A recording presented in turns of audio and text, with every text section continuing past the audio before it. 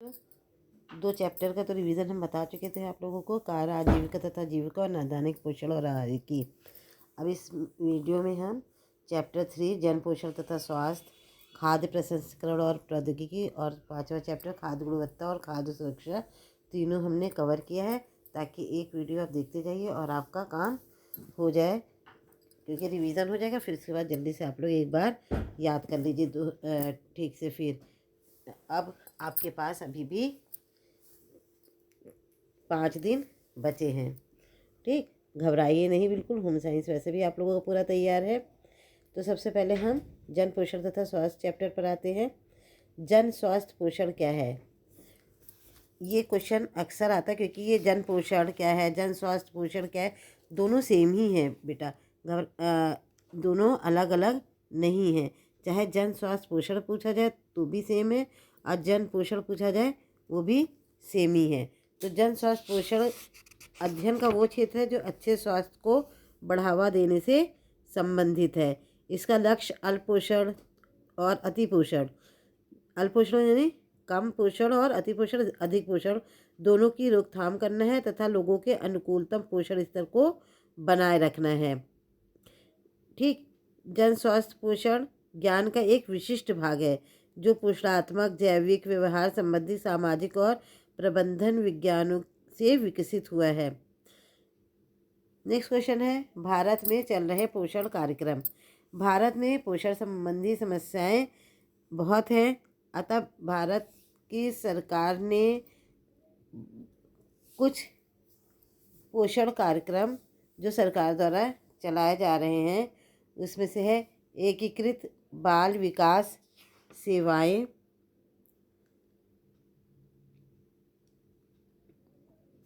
और प्रारंभिक बाल अवस्था देखभाल विकास के लिए एक विस्तारित कार्यक्रम है। ये शिशु के 6 साल तक के बच्चे इसमें शामिल हैं। पोषणहीनता नियंत्रण कार्यक्रम, जैसे विटामिन ए की कमी के कारण अंधापन रोकने के लिए राष्ट्रीय रोग निरोधक कार्यक्रम, राष्ट्रीय आयोडीनहीनता विकार नियंत्रण कार्यक्रम, आहार पूरक कार्यक्रम, जैसे मध्याह्न भोजन कार्यक्रम, जैसे आपके विद्यालय में भी मिड डे मील कार्यक्रम चलता है, ये सरकार द्वारा ही चलाया गया कार्यक्रम है। भोजन सुरक्षा कार्यक्रम, जैसे जन वितरण प्रणाली, अंत्योदय अन्न योजना, स्वरोजगार और वैधानिक रोजगार योजनाएं। अब नेक्स्ट क्वेश्चन है, सरकार द्वारा स्वास्थ्य देखभाल। सरकार अपने नागरिकों की समुचित देखभाल के लिए 3 स्तर, प्राथमिक स्तर पर, द्वितीय स्तर पर और तृतीय स्तर पर लोगों अपने नागरिकों की देखभाल करती है। प्राथमिक स्तर पर प्राथमिक स्वास्थ्य केंद्र के द्वारा प्राप्त कराई जाती है। द्वितीय स्तर पर जिला अस्पताल, जैसे आपके विद्यालय के पास ही डफरिन हॉस्पिटल है, तथा सामुदायिक स्वास्थ्य केंद्र द्वारा किया जाता है। तृतीय स्तर मेडिकल कॉलेज की चिकित्सालय, क्षेत्र चिकित्सालय, विशिष्ट चिकित्सालय, एम्स आदि होते हैं। आयोडीनहीनता विकार, आयोडीन की कमी से कौन सा रोग होता है? आयोडीन की कमी से घेंघा नामक रोग होता है। ये सामान्य मानसिक और शारीरिक वृद्धि और विकास के लिए आयोडीन की आवश्यकता होती है। जब आयोडीन की कमी होती है तो हमारे गले में एक थायराइड ग्लैंड होती है जो इसे गॉइटर कहते हैं, और इससे ये ग्लैंड बढ़ जाती है। आयोडीनहीनता विकार विश्व की 13% जनसंख्या को प्रभावित करती है और लगभग 30% से इसका खतरा रहता है। तो सरकार ने आयोडीनहीनता विकार के लिए कई कार्यक्रम बनाए हैं, ताकि जिसे इसका एक उदाहरण है आयोडाइज सॉल्ट, जिसका सेवन करके हम आयोडीनहीनता से बच सकते हैं। मैरस्मस, ये भी भोजन और ऊर्जा की कमी से होने वाली गंभीर और पोषण बीमारी है। क्वाशियोरकर रोग, जो प्रोटीन की कमी से होता है। नेक्स्ट क्वेश्चन है समुदाय। समुदाय ऐसे लोगों का विशेष समूह है जिसमें कुछ समान विशेषताएं पाई जाती हैं, जैसे एक भाषा और एक जैसी स्वास्थ्य समस्या। सूक्ष्म पोषक तत्वों की कमी, सूक्ष्म पोषक तत्व कौन कौन से होते हैं? जैसे विटामिन ए, उसमें विशेष रूप से विटामिन B12, लौह तत्व आयरन, आयोडीन और जिंक की कमी को सूक्ष्म पोषक तत्व की कमी कहते हैं। ठीक, और इसके अलावा प्रोटीन और की कमी जो है इसके अंतर्गत नहीं आती है। इसमें सिर्फ मिनरल्स और विटामिन्स की कमी ही इसके अंदर सम्मिलित है। खाद्य विज्ञान ये एक विशिष्ट क्षेत्र है जिसमें आधारभूत विज्ञान जैसे रसायन और भौतिक, पाक कला, कृषि विज्ञान और सूक्ष्म जीव विज्ञान शामिल है। अब इसके बाद कुछ क्वेश्चन देखो। अब हम नेक्स्ट चैप्टर पे आते हैं, खाद्य संसाधन और प्रौद्योगिकी पर। इसमें कुछ ऑब्जेक्टिव टाइप क्वेश्चंस के बच्चों आपने मांग की थी कि मैम ऑब्जेक्टिव टाइप क्वेश्चंस भी बता दीजिए। तो कुछ हमने देखो इसमें दिया है, प्राचीन भारत में निम्न से किन खाद्य पदार्थों को संसाधित किया जाता है। खाद्य संसाधन की प्रक्रिया प्राचीन काल से ही चली आ रही है। पहले भी लोग अचार, मुरब्बा, जैम, पापड़ बनाकर खाद्य पदार्थों को सुरक्षित करते थे। नेक्स्ट क्वेश्चन है देखो, भारतीय खाद्य उद्योग संसाधित खाद्यों के प्रमुख उत्पादन के रूप में उभरा है। GDP में उसका कितने प्रतिशत योगदान है। यहाँ प्रतिशत पूछा गया, 6% का। FSSAI ने निम्न में से किस खाद्य पदार्थ के सुदृढ़ीकरण के लिए मानक निर्धारित किए हैं। नमक के लिए भी है उनका, गेहूं के आटे के लिए भी है, दूध और तेल के लिए भी है। निकोलस एप्पर्ट द्वारा खाद्य पदार्थों को डिब्बों में बंद करने की प्रक्रिया को किस वर्ष विकसित किया गया था। 1810 में सबसे पहले निकोलस एप्पर्ट ने खाद्य पदार्थ को डिब्बों में बंद करने की विकसित करने की एक निर्णायक घटना की थी। उसके बाद 1864 में लुई पाश्चर ने अंगूरी शराब के खराब होने पर शोध करके इस प्रक्रिया को, खाद्य प्रौद्योगिकी की प्रक्रिया को आगे बढ़ाया था। फिर है, लुई पाश्चर द्वारा अंगूरी शराब को प्रसंस्कृत करने के लिए प्रयास किस वर्ष में किया गया था। 1864 में। फिर नेक्स्ट क्वेश्चन है, फल और सब्जियों को निम्न से किसमें शामिल किया जाता है। अर्धविकार खाद्य पदार्थों में। भोजन को बिगड़ने या नष्ट होने के लिए निम्न से कौन से कारक उत्तरदायी हैं। सभी कारक उत्तरदायी होते हैं। पेड़, कोई कीट हो जाएगा, पड़ जाएगा, या संसाधन और भंडारण के समय अनुपयुक्त तापमान होगा। ऑक्सीजन और नमी का अत्यधिक प्रभाव से भी भोजन खराब हो जाता है। निम्न से कौन विकार खाद्य पदार्थ में शामिल है। विकार खाद्य पदार्थ यानी जो खाद्य पदार्थ जल्दी खराब हो जाते हैं, जैसे दूध, दही, मांस, मछली। अविकार खाद्य पदार्थ होते हैं जो जल्दी खराब नहीं होते, जैसे गेहूं है, चना है, खाद्यान्न है, ये सब अविकार खाद्य पदार्थ। और विकार में है दूध, दही, मांस, मछली। विकार खाद्य पदार्थ कितने दिन में खराब होते हैं। 1 से 2 दिन में।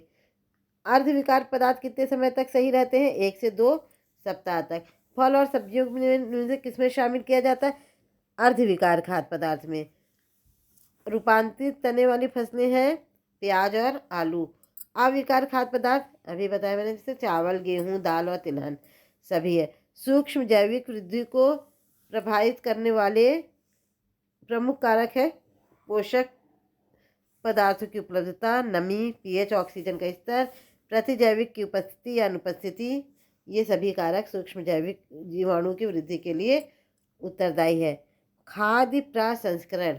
खाद्य प्रसंस्करण घर या खाद्य प्रसंस्करण उद्योग में मानव या पशुओं के उपभोग के लिए कच्चे संगठनों को खाद्य पदार्थ में बदलने की, खाद्य पदार्थों को अन्य रूप में बदलने के लिए प्रयुक्त विधियों का तकनीकी का समूह। यानी खाद्य प्रसंस्करण क्या है, एक तकनीकी है जिससे इन खाद्य पदार्थों को मूल रूप से अन्य रूप में बदलने के लिए विधि का प्रयोग किया जाता है। खाद्य प्रसंस्करण के क्षेत्र हैं पोल्ट्री फार्म है, दूध है, डेयरी स्टोर्स हैं, मदिरा, मत्स्य उद्योग, फलों और सब्जियों को संसाधित करने के लिए सारे क्षेत्र खाद्य प्रसंस्करण के क्षेत्र में आते हैं। प्रसंस्करण उद्योग क्या है। खाद्य प्रसंस्करण उद्योग का तात्पर्य ऐसी गतिविधियों से है जिसमें प्राथमिक कृषि पदार्थ, जो हमको एग्रीकल्चर से, कृषि से जो खाद्य पदार्थ मिलता है, उसको प्रसंस्कृत करके उसको मूलभूत मूल्यवर्धन किया जाता है, जैसे डेयरी प्रोडक्ट्स हैं, दूध है, फल है और सब्जियां हैं। आहार संरक्षण की विधि, कौन कौन सी विधियों को आहार के द्वारा आहार को संरक्षित किया जाता है, जैसे डिब्बे में बंद करके, रासायनिक पदार्थों द्वारा। ये है आहार को संरक्षित करने की विधियां। खाद्य संसाधन, ये ऐसी विधि तकनीकियों का समूह है जो कच्चे सामग्रियों को तैयार या आधे तैयार उत्पादों में बदल देता है। खाद्य संसाधन अलग है, खाद्य प्रौद्योगिकी अलग है। खाद्य प्रौद्योगिकी एक ऐसा विज्ञान है जिसमें वैज्ञानिक अनुप्रयोगों के ज्ञान और खाद्य उत्पादन के कानूनी नियमों का व्यवहारिक उपयोग होता है। खाद्य संसाधन और प्रौद्योगिकी का विकास अभी बताया मैंने, निकोलस हेपर्ट द्वारा सन 1810 में डिब्बाबंद की प्रक्रिया से विकसित हुए। फिर 1864 में लुई पाश्चर द्वारा अंगूरी शराब को खराब होने पर शोध के द्वारा। खाद्य संसाधन और संरक्षण का महत्व, ये अत्यंत महत्वपूर्ण है। खाद्य संसाधन और संरक्षण के द्वारा ही हम खाद्य पदार्थों को लंबे समय तक स्थायी रहने योग्य बना सकते हैं। खाद्य पदार्थ भौतिक, रासायनिक और जैविक रूप से खराब हो सकते हैं, तो उसमें विकृत होने के साथ उसका नष्ट होना, दुर्गंध आ जाती है, उसकी बनावट या रंग बिगड़ जाता है। तो इन सब के द्वारा खाद्य पदार्थों को जो है हम अधिक समय तक इन खराब होने वाली परिस्थितियों से बचकर उसको संरक्षित रख सकते हैं। तो खाद्य, जिससे हमें खाद्य पदार्थों का हम सदुपयोग कर सकते हैं। इससे जब हमें कुछ फल, सब्जियां, जो भी खाद्य पदार्थ हैं, वो कम समय में, जब कम पैसों में मिलती हैं सीज़न के टाइम में, उसको हम यूज़ करके संरक्षित कर लेते हैं, जिससे आर्थिक बचत होती है, श्रम और समय की बचत होती है। और एक तरह के खाद्य पदार्थ एक जगह अवेलेबल नहीं होते, दूसरी जगह तक उसको हम पहुंचा सकते हैं और इससे खाद्य पदार्थों का आसानी से संग्रहण कर सकते हैं, यानी खाद्य पदार्थों को खराब होने से बचा सकते हैं। इसके पहले भी पुरानी विधि थी, जैसे धूप में सुखाकर या किण्वन करके, नमक लगाकर, अचार बनाकर हम खाद्य पदार्थों को संरक्षित करते थे। आज भी हम इन विधियों का यूज़ करते हैं ताकि, और खाद्य रसायनों का कुछ प्रयोग करके जो है खाद्य पदार्थ को खराब होने से बचा लेते हैं। फिर है विनिर्मित संरक्षित खाद्य पदार्थ, जिसके अंतर्गत संरक्षण की प्रयुक्त की गई विधियाँ उत्पादों के गुणों में अधिक परिवर्तन नहीं होता। जैसे आजकल मटर के सीज़न है, मटर में से को सुखाकर उसमें नमी निकालकर या सब्जियों को सुखाकर, ये संरक्षित खाद्य में आता है। विनिर्मित खाद्य पदार्थ, इस प्रकार के उत्पादों में कच्ची सामग्री के मूल गुण काफ़ी समाप्त हो जाते हैं और संरक्षण के लिए कुछ मूलभूत विधियाँ काम में लाई जाती है, जैसे नमक, शक्कर, तेल आदि का प्रयोग करके, जैसे अचार, मुरब्बा, जैम, शरबत। फार्मूलाबद्ध खाद्य पदार्थ किसे कहते हैं? विभिन्न संगठकों को मिलाकर और संसाधित करके ये उत्पाद तैयार किए जाते हैं, जैसे ब्रेड है, बिस्किट है, आइसक्रीम है। खाद्य व्युत्पन्न किसे कहते हैं? उद्योग में खाद्य पदार्थों के संगठन को कच्ची सामग्री से शोधन द्वारा प्राप्त किया जा सकता है, जैसे गन्ने के शक्कर अथवा तिलहन से तेल। फिर है संश्लेषित खाद्य, ये उत्पाद सूक्ष्म जैविक अथवा रासायनिक संश्लेषण द्वारा विनिर्मित किए जाते हैं, जैसे कि विटामिन और एंजाइम्स। कार्यमूलक खाद्य, ये खाद्य पदार्थ मानव स्वास्थ्य पर लाभदायक प्रभाव डालते हैं। चिकित्सीय खाद्य, ये रोगी को आहार प्रबंधन में उपयोग में ला जाते हैं। ये कुछ टर्म्स हैं जो एग्जाम्स में पूछे जा सकते हैं। ठीक, अब फिर इसके बाद है जीवाणु अधिक प्रोटीन युक्त खाद्य पदार्थ, जैसे मांस, मछली, अंडा, मुर्गा, डेयरी उत्पाद पर जल्दी प्रभावित करते हैं। ये सबसे अधिक जोखिम वाले खाद्य पदार्थ कहलाते हैं। वैसे भी इनको क्या कहते हैं? विकारी खाद्य पदार्थ भी कहते हैं। जीवाणु 5 से 60 डिग्री सेंटीग्रेड पर वृद्धि करते हैं। ताप की ये परास खतरे का क्षेत्र कहलाती है। खतरे का क्षेत्र कौन सा है? 5 से 60 डिग्री तक। इस क्षेत्र में जीविका के क्या अवसर हो सकते हैं? हम इस क्षेत्र में उत्पादक प्रबंधन बन सकते हैं, परियोजना कार्यान्वयन कर सकते हैं, संवेदी मूल्यांकन अपना उद्योग खोल सकते हैं, शिक्षण और शोध कर सकते हैं, परामर्शकर्ता बन सकते हैं। तो ये इसके अतिरिक्त कुछ इस चैप्टर्स के और भी क्वेश्चन हैं बच्चों, पढ़ लेना। हमें खाद्य संसाधन और परिरक्षित करने की आवश्यकता क्यों है, जो अभी बताया उसी के हिसाब से हो सकता है। खाद्य पदार्थ किन कारणों से ख़राब होते हैं, ये कुछ क्वेश्चन हैं, इनको भी एक बार रिवाइज कर लेना। नेक्स्ट चैप्टर है खाद्य गुणवत्ता और खाद्य सुरक्षा। खाद्य सुरक्षा का अर्थ होता है आश्वासन के, ये एक आश्वासन के अपने इच्छित उपयोग के अनुसार भोजन मानव उपभोग के लिए स्वीकार है। खाद्य सुरक्षा की समझ को दो संकल्पना अविषादता और संकट को परिभाषित करके उन्नत किया जा सकता है। खाद्य सुरक्षा जो है यानी ये एक आश्वासन देता है कि ये खाद्य पदार्थ सुरक्षित है, इसको हम यूज़ कर सकते हैं। अविषालता किसी पदार्थ की किसी प्रकार और किन्हीं परिस्थितियों में क्षति उत्पन्न करने की क्षमता होती है। यानी उसमें जैसे भौतिक या रासायनिक और संकट, जैविक संकट हो सकते हैं जो खाने वाले के स्वास्थ्य पर विपरीत प्रभाव डालते हैं। भौतिक संकट क्या हो सकते हैं? जैसे लकड़ी है, पत्थर है, कीट है। रासायनिक संकट है कीटनाशक, रासायनिक अवशेष, विषैली धातुएं। ठीक। फिर है खाद्य विषाक्तता। खाद्य पदार्थों में रोगाणुओं के नष्ट हो जाने पर भी कुछ रोगाणु रह जाते हैं और जो रोग उत्पन्न करते हैं, जैसे सैल्मोनेला टाइफी नामक रोगाणु है।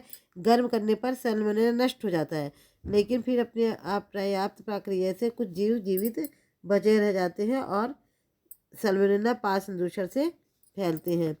खाद्य विषाक्तता, ये खाद्य पदार्थ से रोगाणुओं के नष्ट हो जाने पर भी कुछ जीवाणु रह जाते हैं जो खाद्य पदार्थ में हानिकारक आविष उत्पन्न करते हैं। खाद्य गुणवत्ता उन गुणों की ओर संकेत करता है जो उपभोक्ताओं के लिए उत्पादों के गुणों को प्रभावित करते हैं। इसमें नकारात्मक गुण भी शामिल, जैसे सड़ना, संदूषण, अपमिश्रण आदि।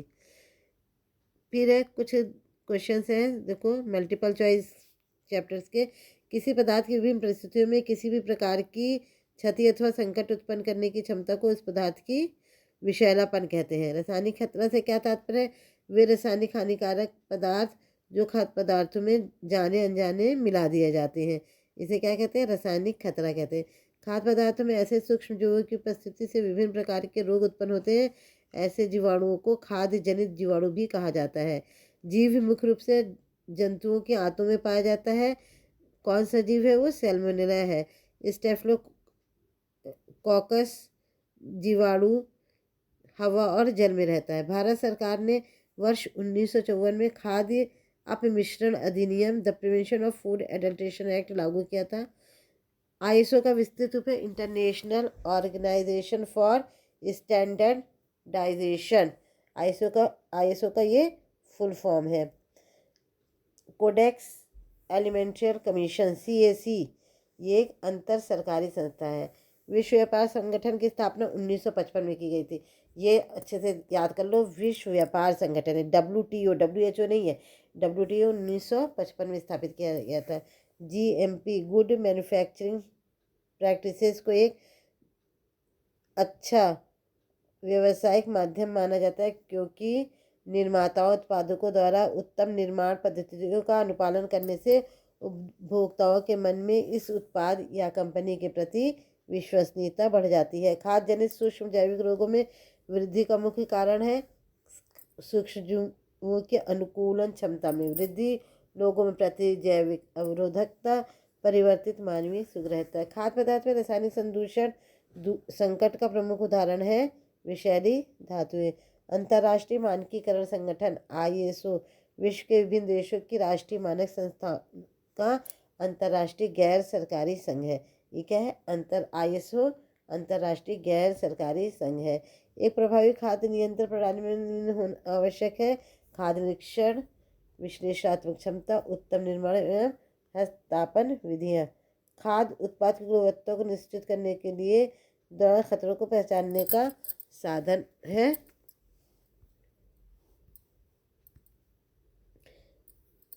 उत्तम निर्माण पद्धति GMP, उत्तम हम्पतन पद्धति GHP, संकट विश्लेषणात्मक नियंत्रण बिंदु सभी है। खाद्य सुरक्षा प्रक्रिया से ये निश्चित किया जाता है कि खाद्य पदार्थ उपभोग के लिए सुरक्षित है। लकड़ी, पत्थर, कीट के अंश भौतिक खतरा है। वर्ष 2017 में 87 देश कोडेक्स एलिमेंट्री कमीशन के सदस्य कितने थे? 187 2017 में।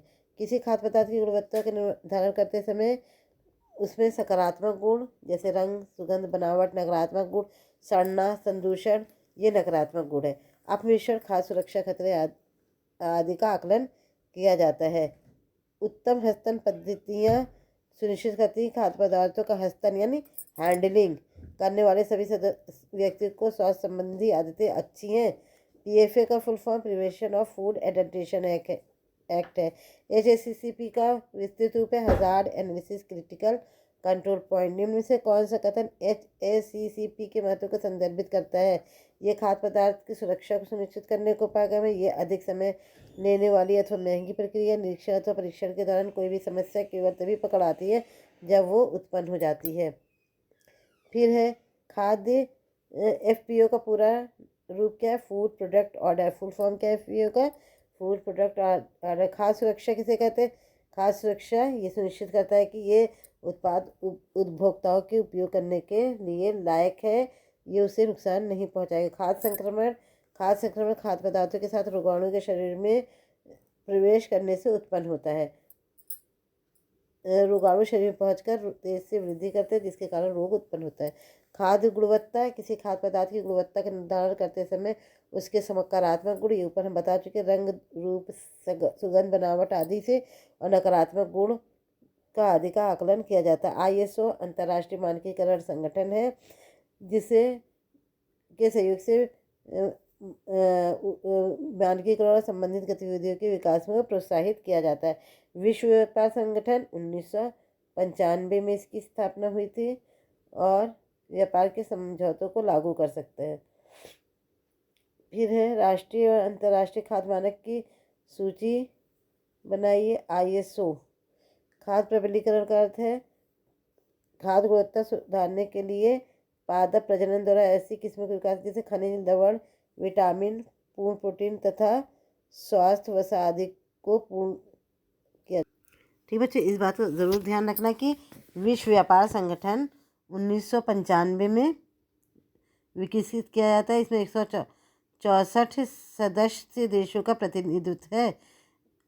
ये वैश्विक व्यापार और वैश्विक सकल घरेलू उत्पाद का 98% से अधिक है। WTO।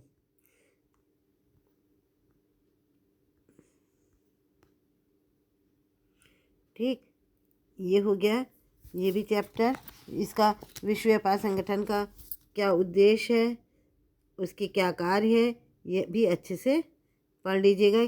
इसका उद्देश्य है किसी देश को अपने व्यापार भागीदारों के बीच भेदभाव नहीं करना चाहिए, अनुचित प्रथाओं को हतोत्साहित करना इसका उद्देश्य है। इसका कार्य है कि WTO का अपने सदस्य देशों द्वारा संचालित है। अपनी गतिविधियों को समन्वित करने के लिए बिना अपने सचिवालय द्वारा काम नहीं कर सकता। इसमें 600 से अधिक कर्मचारी कार्य करते हैं और व्यापार वार्ता होती है उनके बीच में। जितने विवाद हैं उनका निपटारा किया जाता है। इसका लाभ यह है कि लागत में कटौती और जीवन स्तर में सुधार करता है, विवादों को निपटाने और व्यापार तनाव में कमी करता है। खाद्य निरीक्षण किसे कहते हैं? खाद्य निरीक्षण उत्पादों के मानकों के साथ समानुरूपता और निरीक्षण के द्वारा सत्यापित किया जाता है। खाद्य सुरक्षा प्रबंधन प्रणालियाँ कौन कौन सी हैं? एक है GMP उत्तम निर्माण पद्धति, उत्तम हस्तन पद्धति, GHP, HACCP संकट विश्लेषण और संकट त्रुटिपूर्ण नियंत्रित बिंदु। इन सब टर्म्स को पढ़ लेना बेटा। ठीक, अब आपके ये वाले चैप्टर्स सब कंप्लीट हो गए हैं अच्छे से। Best of luck. अब नेक्स्ट चैप्टर हम आपको इतना याद कर लीजिए, फिर हम नेक्स्ट बताएंगे। एक बार अगर कुछ भी काम करते वक्त भी लेटे लेटे भी वीडियो सुन लोगे तो याद हो जाएगा।